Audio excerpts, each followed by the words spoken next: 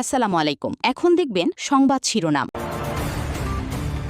ঢাকা চট্টগ্রাম মহাসড়কের কুমিল্লায় ইউটার্ন ও উল্টো পথে আসা অটোরিকশা ঈদযাত্রায় বাড়াচ্ছে দুর্ঘটনার ঝুঁকি। নবীনগর চন্দ্রা মহাসড়কে এবারও যানজটের সংখ্যা। রাজধানীতে আজ থেকে বসছে অস্থায়ী পশুর হাট। শুরুতে দরদাম যাচাইয়ে ব্যস্ত থাকবে নগরবাসী। ঢাকার বাইরে জমে উঠেছে বেচাকেনা। মাঝারি ও ছোট গরুতেই আগ্রহ বেশি।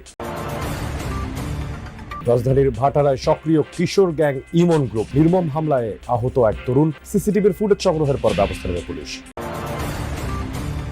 বড় রাজস্ব লক্ষ্য নিয়ে আসছে নতুন সরকারের প্রথম বাজেট। অভ্যন্তরীণ আয় না বাড়লে ব্যাহত হবে উন্নয়ন কর্মকাণ্ড। এনবিআরকে কার্যকর করতে সংস্কারের তাগিদ। এতক্ষণ দেখছিলেন সংবাদ শিরোনাম, এবারে দেখবেন বিস্তারিত। ঢাকা চট্টগ্রাম মহাসড়কের কুমিল্লা অংশের এক একটি ইউটার্ন যেন এক একটি মৃত্যুফাঁদ।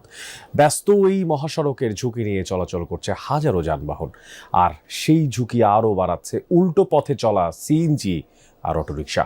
সামনে ঈদ যাত্রা ঘিরে মহাসড়কে যানবাহনের চাপ বাড়তে শুরু করলেও এখনো বন্ধ হয়নি এইসব অনিয়ম, যদিও সব ধরনের প্রস্তুতির কথা বলছে প্রশাসন। ঢাকা চট্টগ্রাম মহাসড়কের কুমিল্লা অংশের নাজিরা বাজার, সদর দক্ষিণ, ঝাগরজলি, আলেকারচর, দাউদকান্দি, চান্দিনা, নিমসার, সুয়াগাজী, 14 গ্রাম ও পদুয়ার বাজার এলেই দেখা দেয় যানবাহনের ধীরগতি।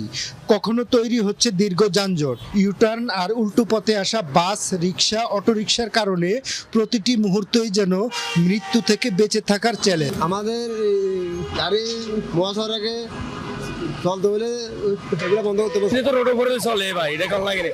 ওগুলো হরেন দিলে ওরা কেন নিচে নামা না, অটো রিক্সা নিচে নামা না, ওগুলো রং সাইডে আসে। গেল বছরের 22 আগস্ট উল্টো পথে আসা বাস আর হঠাৎ করে প্রাইভেট কারের ইউটার্নে কয়েক সেকেন্ডের অসতর্কতায় প্রাণ হারায় একই পরিবারের 5 সদস্য। স্থানীয়রা বলছেন, ট্রাফিক ব্যবস্থা না থাকায় অনেক চালক সময় বাঁচাতে নিয়ম ভেঙেই উল্টো পথে চলাচল করছে। তার উপর অবাধে সিএনজি অটোরিকশার বিচরণে বাড়ছে দুর্ঘটনা। পুলিশ দাঁড়িয়ে রয়েছে, মোবাইল থেকে সাহের ভিতরে বসে কোনো ডিউটি নেই, তারা ডিউটি করে না, ডিউটি করে সাহের ভিতরে গাড়িয়া। অটো সিএনজি বিশ্ববিদ্যালয় পরিষ্কার করতে হবে, তার জন্য আমরা নিরাপদে চলতে পারি না। সচেতন নাগরিকরা বলছেন, জনসচেতনতা আর কঠোর ট্রাফিক ব্যবস্থাই পারে মহাসড়কে এই মৃত্যুর ঝুঁকি কমাতে। অন্যথায় ঈদযাত্রার বাড়তি চাপের মধ্যেই যে কোনো সময় ঘটতে পারে বড় ধরনের দুর্ঘটনা। যদিও আসন্ন ঈদযাত্রা নির্বিঘ্ন করতে নানা প্রস্তুতির কথা জানিয়েছে প্রশাসন, আর বিষয়টিকে চ্যালেঞ্জ হিসেবে দেখছেন সড়ক পরিবহন মন্ত্রী। আর মাত্র কদিন পরেই কোরবানির ঈদ। এরই মধ্যে রাজধানীর কোরবানির হাটগুলোতে গরু ছাগল নিয়ে আসছেন ব্যাপারীরা, আর দেশের বিভিন্ন অঞ্চল থেকে আসা বিশাল আকৃতির গরু নজর কাটছে ক্রেতাদের। এদের নামও ক্রেতাদের আকর্ষণ বাড়িয়েছে। হাট কাঁপাচ্ছে সুলতান, রাজা, বাদশাহ, লালবাহার নামের গরুগুলো। এখন বেচা বিক্রি কম হলেও ক্রেতারা হাট ঘুরে জাম যাচাই বাছাই করছেন। ব্যবসায়ীরা বলছেন, ঈদের 2-3 দিন আগে জমবে এই কেনাবেচা। ঈদ উপলক্ষে রাজধানীর বিভিন্ন হাটে কোরবানির পশু নিয়ে আসছেন বিক্রেতারা। ভালো দামের আশায় রাজধানীর হাটগুলোতে দেশের বিভিন্ন প্রান্ত থেকে ভিড় করছেন তারা। ক্রেতাদের আকর্ষণের কেন্দ্রে রয়েছে নানা আকার ও রঙের গরু। সেই সাথে ক্রেতারা ঘুরে ঘুরে দেখছেন ছাগল ও মহিষও।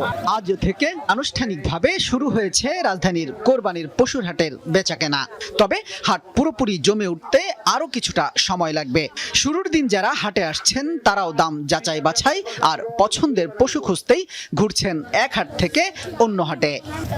গরুর দাম জিজ্ঞেস করছি, সবাই দেখতে এসছে, ভালো লাগছে। মনে হচ্ছে যে এই আমাদের যে লোকেশনে যে হাটটা এবার খুব ভালো জমবে। এখন তো তারা মানুষ এখনো সময় আছে, 4-5 দিনের জন্য তারা দামটা দ্বিগুণ চাইতে আছে। গরু তো মাশাআল্লাহ অনেক উঠছে, অনেক বড় গরু উঠছে। পশু হাটে আসা শিশুদের মাঝে উচ্ছ্বাস, আগ্রহের কমতি নেই। অভিভাবকদের সঙ্গে এসে গরু পছন্দ করছেন তারাও। অনেক সুন্দর এবার গরু, বড় আছে, মাঝারও আছে, ছোট আছে, সব মিলে অনেক ভালো লাগতেছে। গরু কিনতে আসছি, সাথে দোল হাটে এসেছি, অনেক ভালো লাগছে। বিক্রেতারা বলছেন, ঈদ যত ঘনিয়ে আসবে ততই বাড়বে ক্রেতার চাপ এবং জমে উঠবে বেচাকেনা। এবার ভালো দাম পাবেন এমন প্রত্যাশা ব্যাপারী ও বিক্রেতাদের। রাজধানীর বাজার এখনো সেভাবে নাগিয়ে নেই, আমরা যেটা বুঝতে পারছি আর কি। আশা করছি আগামী 2-1 দিন। রাজধানীতে কিশোর গ্যাংয়ের নির্মমতার শিকার শাওন নামের এক তরুণ। ভাটার এলাকায় তাকে ডেকে নিয়ে বেধড়ক মারধরের অভিযোগ উঠেছে কয়েকজনের বিরুদ্ধে। আহত ওই তরুণের পরিবারের দাবি, কোনো কারণ ছাড়াই তাকে পিটিয়ে গুরুতর আহত করা হয়েছে। আর ঘটনার পর মামলা হয়েছে থানায়। পুলিশ বলছে অভিযোগ তদন্ত করে আইনগত ব্যবস্থা নেওয়া হবে। মায়ের চোখে আতঙ্ক, ছেলের শরীরে নির্যাতনের চিহ্ন।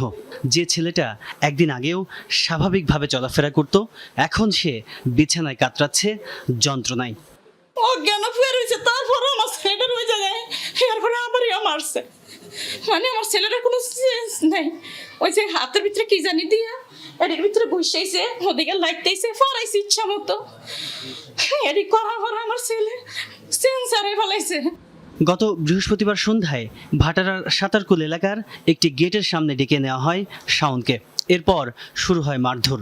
পরিবারের দাবি, কোনো পূর্বশত্রুতা ছাড়াই তাকে নির্মমভাবে পেটানো হয়। আমার ছেলের জীবনের ক্ষতি কেন করলো? আমার ছেলের একটা দাঁত ফেলে গেছে, আর একটা দাঁত বর্তমানে ঝুলতাছে, একটা দাঁত ওই জায়গায় ফেলে গেছে। কেন এডিট করলো? নাক মুখ দিয়ে এরকম মুখ আনালে রক্ত পড়ছে। আমি ফলি ধরে রাখছি, আমার ফোলা খালি যে রক্ত ফলি বইরা গেছে। আমি এই 2টা ফলি আমি হাসপাতাল ফেলাইছি, কর্মীতলা হাসপাতালে। শাওনের বন্ধুরা বলছে হামলায় নেতৃত্ব দিয়েছে নূরের চালা এলাকার ইমন। বিভিন্ন সময়ে মহল্লায় সশস্ত্র মহড়া দেওয়ার অভিযোগ রয়েছে এই ইমন গ্রুপের বিরুদ্ধে। কেউ ওরে কলার ধরে নিয়ে যাইতে চাইছিল, যখন নিয়ে যাইতে চাইছিল তখন নিকে আটকাইছে যে কই নিয়ে যাবো ভাই। পরে ওরা ধাক্কা দিয়ে এখানে ফালাই দিচ্ছে। আমাদের সাথে কিছুই না, আমাদের ইভেন আমরা খুব ওদের সবাইকে ভালো করে চিনিও না, যে জাস্ট একটাই নাম ওদের, রিফাতের বন্ধু কারা, ওদেরকে মারা লাগবে। এই ওরা বাইকে করে আসছিল আর কি, আসলে তাদেরকে আমরা চিনতে পারি। সংকুচিত হচ্ছে বৈশ্বিক অর্থায়নের উৎসব, তাই অভ্যন্তরীণ আয়ে দিতে হবে গুরুত্ব। সেক্ষেত্রে আছে পাহাড় সমান চ্যালেঞ্জ। রাজস্ব আদায়ের ক্ষেত্রে নানামুখী সংকট বিদ্যমান, ফলে ব্যাহত হচ্ছে সার্বিক উন্নয়ন কর্মকাণ্ড, কঠিন হচ্ছে বাজেট বাস্তবায়ন। আগামী অর্থবছরের জন্য বড় রাজস্ব লক্ষ্য ঠিক করতে চায় নতুন সরকার, তবে সংস্কার পদক্ষেপ চালিয়ে নেওয়া এবং তার সুফল পাওয়া নিয়ে আছে নানা প্রশ্ন।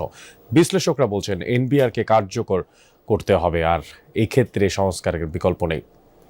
রাজস্ব খাত সংস্কারে উদ্যোগ অনেক, শোনা যায় নীতি কাঠামো পরিবর্তনের গল্প, কিন্তু কতটা বেড়েছে অভ্যন্তরীণ আয়? বড় হয়ে সামনে এসেছে এই প্রশ্ন। এনবিআর বিভক্তি, ডিজিটালাইজেশন, নতুন করদাতা শনাক্ত করা সহ নানা পদক্ষেপ চলমান, কিন্তু এসবের দৃশ্যমান কোনো সুফল নেই। ফলে রাজস্ব আয়ে মিলছে না কাঙ্ক্ষিত সুফল। 2025-26 অর্থ বছরে মোট রাজস্ব লক্ষ্য ছিল 5,64,000 কোটি টাকা, সংশোধিত লক্ষ্য 5,88,000 কোটি টাকা। এনবিআর এর লক্ষ্য ধরা হয় 4,99,000 কোটি টাকা, সংশোধিত লক্ষ্য বাড়িয়ে করা হয় 5,03,000 কোটি টাকা। তবে যতই দিন যাচ্ছে বাড়ছে ঘাটতির অঙ্ক। অর্থ বছরের 9 মাস অর্থাৎ গেল মার্চ পর্যন্ত এনবিআর এর ঘাটতি দাঁড়িয়েছে প্রায় 1 লাখ কোটি টাকা, অর্থাৎ অর্থ বছরের বাকি 3 মাসে আদায় করতে হবে 2 লাখ কোটি টাকার বেশি।